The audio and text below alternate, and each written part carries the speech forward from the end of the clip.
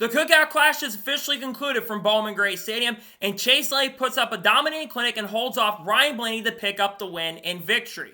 What's going on, guys? It's Daniel, and welcome back to our video. I just got done watching the 2025 Cookout Clash from Bowman Gray Stadium. We had quite a bit to talk about from this race. Let's go and talk about it. So, let's begin by talking about the last chance qualifier. So, at the start of the race, you had Ty Dillon lead the field from the inside with Zane Smith on the outside, and we saw a lot of contact for the lead between both of those guys, with eventually Ty Dillon basically being able to lead for a couple laps, and the 38 car got moved out of the way. Meanwhile, Riley Hurst is starting to have some steering issues on the back straightaway, and he would fall out of the race, at least for the time, and go many laps down. Meanwhile, then we had a contact on lap number 17 when the 43 of Eric Jones turned Ty Dillon on the back straightaway after they got into each other. That would bring out the first or second caution of the race. And then we had some good restarts between Ty Gibbs and Kyle Larson in the middle of it. And then eventually Kyle Larson got a fantastic run and was able to clear for the race lead halfway through. Meanwhile, there was contact between Zane Smith and Austin Dillon. It would end up spinning both of them out, and Zane Smith was not very happy about that. Ty Gibbs would have the lead over Kyle Larson, but then he would get the lead on lap number 31. And then on lap number 44, the 66 of Garrett Smithley got turned by Cody Ware on the back straightaway. That would basically bring the field all back together after Cody Ware, for some reason, runs in the back of Garrett Smithley. That would bring out the caution as Kyle Larson would keep the lead. And then a few laps later, with about 18 to go in the last chance qualifier, Ty Gibbs gets spun from Josh Berry as Josh Berry completely sends in the corner going down the back straightaway and takes him out, bringing out the caution. And then, on the restart, we have the Spire cars run into the problems, going in turn number 1 with Larson having the lead. Justin Haley and Michael McDowell end up spinning out going into turn number 1, bringing out the caution. And then we restarted once again, with Kyle Larson kept the lead, with Austin Dillon having a terrible restart and falling back to 7th position. And then meanwhile, Ricky Stenhouse Jr., for whatever reason, kind of got into Burt Myers, kind of dumped him in the corner. Burt Myers came down the track a little bit. There was contact, and Burt Myers would crash really hard into the outside wall, bringing out the caution. Tough break because Burt Myers was moving back up to the front very quickly. Despite the car he's in, he was doing a really good job. And then we see racing once again with Kyle Larson leading the field from the inside and Eric Jones on the outside. And Kyle Larson got a pretty solid run and tried to get the lead, but Eric Jones cleared for a second. And then we would see Ty Gibbs get turned by Justin Haley going down the back straightaway with about 10 laps to go. That would bring out the caution. And then, during the caution, Ty Gibbs decided to retaliate against Justin Haley and just rode up on the side of Justin Haley's car, showing Bowman Gray style tempers going into turn number 3. And I understand Ty Gibbs being frustrated, but I don't think he meant to do that. But that was absolutely wild and chaotic. And then we would see more contact in the last chance qualifier on the restart, as they would get sent 3 wide as Kyle Larson run into the back of Josh Berry, sending him up to the track. They would go 3 wide down the front straightaway. Larson gets into Berry, who gets in Eric Jones. They run each other. They all end up spinning. Eric Jones breaks the toe link on the car, and Kyle Larson gets collected with a ton of radiator damage. And then on the next restart, Kyle Larson got up to second, and then AJ Allmendinger got into the outside wall and went to pit road. And then at this point, the two that were advancing for the last chance qualifier were Kyle Larson and Josh Berry. With 4 laps to go, Josh Berry had Kyle Larson right behind him, and Larson would run into the back of Josh Berry and move him out of the way. And then on the last lap, we would see Ty Gibbs end up spinning out. NASCAR would not throw the caution as Kyle Larson would come off the corner and win the last chance qualifier, with Josh Berry, after being super aggressive, also advancing as well, and Ryan Blaney would get the points provisional. So now moving on to the main event after a wild last chance qualifier. Chase Elliott led the field from the inside with Chris Buescher on the outside, and Chase Elliott got a fantastic start and was able to clear for the race lead. And then everyone went single file with some really good racing behind Chase Elliott, but he started pulling away. The first caution race had come out lap number 20 when Kyle Busch spun after some contact with Noah Gragson. I think Gragson had someone behind him getting into the back of him, and he would run into Kyle Busch, spinning him out. That would bring out the caution. Tough break for Kyle Busch, who struggled to get into the main event as it is. He unfortunately had his race ended right there at that point. So then on the restart, you had Chase Elliott lead the field from the inside and Chris Buescher on the outside, and Chase Elliott got a fantastic restart and was able to clear for the race lead. And as the run continued on, Chase Elliott started catching the tail end of the field. And then Chase Elliott's car started going away just a little bit as the run progressed and went on. Meanwhile, you had guys like Ryan Blaney and Kyle Larson who were charging their way up to the front and starting to make a ton of run and ground up to the front of the field. And as the lap traffic came into play, another caution would come out on lap number 78 when William Byron got turned by Todd Gillen after bouncing off the outside wall, going down the front straightaway and nearly collected Chase Elliott. And Elliott didn't get any damage, luckily, but William Byron was able to continue going. Just a tough break there for William Byron. And then on the restart, you had Chase Elliott lead the field from the inside with Chris Buescher on the outside, and Chase Elliott got a fantastic restart and was able to clear for the lead. Denny Hamlin tried to make a really big run to the outside of Chase Elliott, but didn't have time at that point. But there would be a really good battle for the next 10 to 15 laps between Chase Elliott and Denny Hamlin. Denny Hamlin tried everything he could to get around Chase Elliott with Tyler Reddick right behind him, but they had nothing they could do to get around him at the time. And then, with 3 laps to go to the halfway point, Denny Hamlin would finally make the run to the inside, got into Chase Elliott, moved him up the racetrack, and was able to clear Chase Elliott for the lead, and Tyler Reddick moved up to second. And then, after they got to halfway, the caution would come out with Denny Hamlin being the leader and be the leader at the halftime break, with Reddick second, Elliott third, Buescher fourth, and Keselowski fifth. During the halftime break, Josh Berry would get a penalty where he'd have to go to the rear of the field because of a choose violation. And then on the restart, you had Denny Hamlin lead the field from the inside with Tyler Reddick on the outside, and Denny Hamlin got a fantastic run and was able to clear for the race lead. And then a lap later, the caution would come out. Kyle Larson got spun entering turn number 3 after some contact with Austin Cindric. Chase Briscoe had some contact with Shane Van Gisbergen going down the back straightaway off of turn number 4. They both spun with minimal damage and were able to continue going after the incident. Tough break for both those drivers. So then on the restart, you had Denny Hamlin lead the field from the inside with Tyler Reddick on the outside, and Denny Hamlin got a great restart, and Reddick tried to get by him. They battled for 4 or 5 laps, but then eventually Denny Hamlin was able to clear it for the lead. And then on lap 108, another caution would come out when Christopher Bell got bumped up the track by Carson Hocevar a little bit, and then basically Joey Logano just straight up runs in the back of Christopher Bell. That sends Carson Hocevar hard into the outside wall, bringing out the caution. It looked like Christopher Bell was the initial one with the contact, but Christopher Bell really didn't do anything wrong. He got forced into Carson Hocevar by Joey Logano. That incident was on Logano. It's just a Bowman Gray thing at this point. Tough right there for Hocevar, who's actually having a very strong run. And then on the restart, you had Denny Hamlin lead the field from the inside with Tyler Reddick on the outside, and Denny Hamlin got a really strong restart and was able to clear for the race lead after battling for 3 laps. And then a few laps later, Brad Keselowski with Carson Hocevar made contact with Kyle Larson in turn number 2, which sent Kyle Larson and William Byron spinning, going off of turn number 2 from 17th to 18th position. That would bring the caution out. Tough break for both those drivers there. So then on the restart, you had Denny Hamlin lead the field from the inside with Tyler Reddick on the outside, and Denny Hamlin got a strong restart and was able to clear for the lead. And then Chase Elliott got a great run on Tyler Reddick and moved up to second position after getting past Tyler Reddick. And then the final caution of the race would come out when Brad Keselowski got spun from 6th position with 80 laps to go in the event. Bubba Wallace got in there. I don't know where Bubba Wallace is going, to be honest. Runs in the back of Keselowski. He spins out, and Alex Bowman, Carson Hocevar, and Chase Briscoe end up getting collected in the wreck. Luckily, none of them had tough damage, but really tough break for Brad Keselowski, who was having a really strong run this evening. Tough break for Brad at that point. And then on the restart, you had Denny Hamlin lead the field from the inside with Chris Buescher on the outside, and Denny Hamlin got a really great run and got by Chris Buescher for the lead. And then the move of the race would take place with 78 to go, as basically Chase Elliott tried to get by Denny Hamlin for a couple laps, but Denny Hamlin hung on.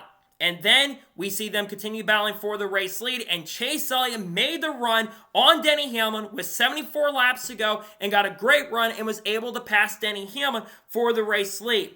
And then with 53 to go, Ryan Blaney, who battled Denny Hamlin for second, eventually got around him. And then we started seeing the lap traffic coming into play, and it would come down between Chase Elliott and Ryan Blaney. Ryan Blaney was having a little bit of trouble getting off the corners, but there would be times where Chase Elliott would also make some mistakes as well. And Ryan Blaney would stay right there the whole entire time and was there in position to make the move if Chase Elliott made the mistake. But the lap traffic could on them to move out of the way of the leaders, something you don't see all the time nowadays. Good on them to not affect the outcome of the race, and they started moving out of the way and got around them. And then with about 10 laps to go, the most crucial moment of the race as of yet would end up taking place when Kyle Busch and Ryan Blaney had a little bit of contact going into turn number 2, and it would send Ryan Blaney up the racetrack. And coming to the final few laps, Ryan Blaney tried everything desperately to get to Chase Elliott at the end, but he would run out of time. And coming off the final corner, Chase Elliott comes off the corner and picks up the first win for Chevrolet in a while since 2019 in the Clash, and picks up his first Clash victory of his career. Let's talk about Chase Elliott.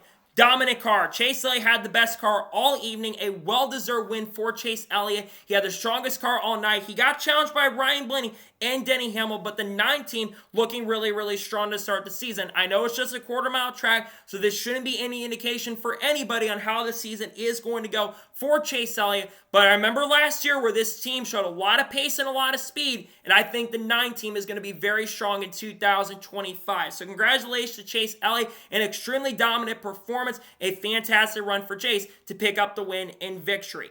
So now we're going to go ahead and take a look at the race results and to give my score and thoughts on today's race. So Chase Elliott picks up the win. Ryan Blaney finished the second. I thought Ryan Blaney, after starting in the back of the field, I thought he was going to get him. He was getting through the corners really, really well. Had a very strong long run car. Just ran out of time and lost a little bit of the handling at the end. But still a really good night for Ryan Blaney. He finishes in second. Denny Hamlin finished third. Ran up front all night long despite yesterday struggling. That car looked really, really good. The 11 car did. It just seemed like they lost the handling at the end of the race to get up the chase, but still a really good start to the season with the new crew chief, especially for Denny Hamlin. He finishes third. Joey Logano finishes fourth. My pick to win this race. Had we had a late race restart, I think Logano could honestly have beaten Chase. He looked really strong at the end of this race and was moving his way up to the front. Still, a really good start to season for Logano. They can build upon this. A good night for Logano. He finishes in fourth. Bubba Wallace finishes fifth. A very solid run for Bubba. Yes, we know he got into Brad Keselowski at the end, but a really solid night for the 23 team. The new crew chief pairing seems to be starting off on a really strong note. Really impressed with his speed from the 23 team, who's up as far as fourth or third at one point in this race. A really good night for Bubba Wallace. He finishes in fifth. Ross Chastain finished sixth. Solid night for Ross. Had really good speed in the race tonight, especially on the long run, and gets himself a really solid top 10. Good run for Ross Chastain. Austin Cindric finished seventh. Quiet night for him. I thought he was going to be a factor after a really, really good performance in practice yesterday. He gets himself a top 10. Good speed from Austin Cindric to get a top 10. Tyler Reddick finished eighth. They had good short run speed, but the long run speed wasn't there, and they started fading near the end of the run. I think Reddick will be fast this year, but a little bit disappointing at the end, despite how good they started the race, but they do come home with a top 10 finish. Shane Van Gisbergen finishes ninth. For a guy coming into this weekend who I believe has never ran on a quarter-mile racetrack in the United States that is an oval, he was very impressive this weekend. Top 10 pretty much all night long. Showed some really good pace and speed. Was up as far as 7th in this race at one point. I'm telling you, this 88 team could be a sleeper pick this year to win some races. I look at that Martinsville race that's happening in April. If it's like this, where they had the soft tire, I think SVG is going to be strong. Really good run for SVG to finish 9th. And Chris Buescher finished 10th. Good most of the event, lost the handling near the end of the run, unfortunately, especially on the long run, but a really good night for Chris Buescher in 10th place. Ryan Preece finished 11th. I thought Preece would be a little bit more of a factor tonight, to be honest. This never had the speed to be up there for the win, but a decent night, all things considered, for his first time at RFK Racing. Chris Bell finished 12th. After they got some damage, I think, from the incident with Hocevar, they just never were the same, unfortunately. That car just never was a major factor all night long. About 5th place car at best. He finished 12th. Josh Berry finished 13th, despite the fact he was a little bit chaotic in the LCQ. Honestly, I think Josh Berry had a pretty good night tonight, all things considered. He finished 13th. Todd Gillen finished 14th. Kyle Busch, a really disappointing performance for him. He finished 15th, considering that he's in a contract year with Richard Childress Racing. He really needed to have a good run tonight. A disappointing start to the year for Kyle. We still got Daytona in a couple of weeks, so maybe Kyle Busch can turn it around. A little disappointing run. He finished 15th. Carson Osbar, after a really strong run early, he finished 16th. Kyle Larson finished 17th. I think he's ready to get out of Bowman Gray and go focus on Daytona. Just a disastrous weekend for the 5 team. They were terrible in practice yesterday. Just no speed at all whatsoever. They did come home at least with a top 20, so I'll give them that. But not a great start to the year for Larson, but still a long way to go this year. William Byron finished 18th. They were up front, but they lost handling in the second half of the race, and he finishes 18th. Alex Bowman finishes 19th, Noah Gragson finished 20th, Brad Keselowski finished 21st, Daniel Suarez finished 22nd, and Chase Briscoe finished last in 23rd. Briscoe looked strong early in the event, but they lost handling as the run went on. Some of the contact took him out of contention and finishes in last place. So now, let's talk about the overall race as a whole, and I'll give you my score and thoughts on tonight's race. I thought tonight's race was really, really fun.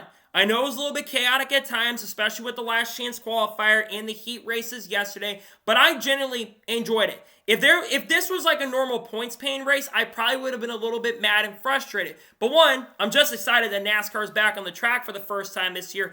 And number two, it's an exhibition race at Bowman Gray. We all should have expected this coming in, that there was going to be a lot of carnage on the track. And to be fair, for a Bowman Gray race, it's actually one of the more calm Bowman Gray races we saw. Granted, there was some stupidity in the last chance qualifier, and there was some of the chaos we saw in the main, but for the most part, it was kind of a straightforward race when they weren't wrecking. I thought the racing also was very entertaining, all things considered. You had a very intriguing battle at the end. I really enjoyed this race overall. I'm going to give the event overall an 8.5 a 9 out of 10 to start the season. I really enjoyed this race for the most part. It was definitely difficult to pass, and that's still an issue with the next-gen car, but also it's being such a tight quarter track, it's difficult to pass whether you have the next-gen issues or not. I'm giving tonight's event a 9 out of 10.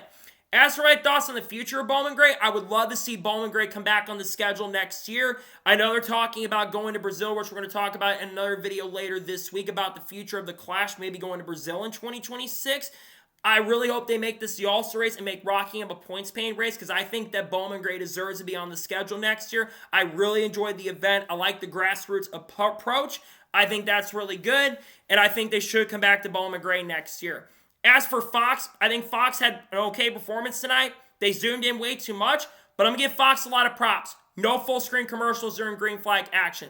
That's a thumbs up for me. They need to continue doing that this year. I'll give them their credit. They have some issues they need to still work on, but for a Clash race, considering last year they did not do a good job at the start of last year, this is a much better start for them in 2025 compared to 2024. Hopefully they go in the right direction, especially with them having IndyCar now. They definitely need to go in the right direction. This was not a terrible broadcast. I've seen worse, but I've definitely seen better for sure, but it wasn't the worst broadcast I've seen from Fox. So, that is going to be tonight's NASCAR Cup Series race review from Bowman Gray. I want to thank you guys for watching. Please subscribe to the channel, notifications on, so if I win a video, it does go live on my channel.